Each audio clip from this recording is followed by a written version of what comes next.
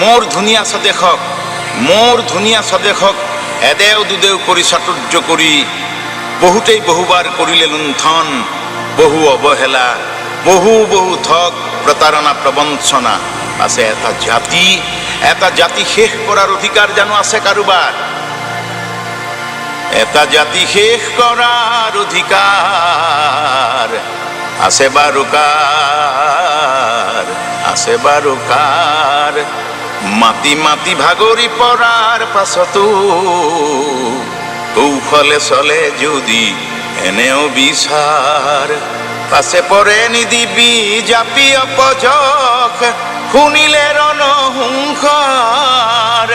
এই কথা এতিয়াই থলো সকীয়াই, কৰিছাচোন জাতিক অপমান।